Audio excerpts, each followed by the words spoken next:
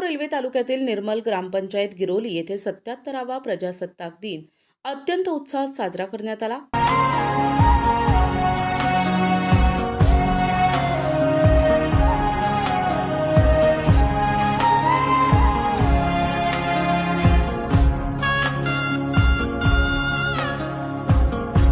या निमित्तानं जिल्हा परिषद शाळेत विविध सांस्कृतिक कार्यक्रमांचे आयोजन करण्यात आले होते, ज्यामध्ये शालेय विद्यार्थ्यांनी देशभक्तीपर गीतांवर नृत्य सादर करून उपस्थितांची मनं जिंकली।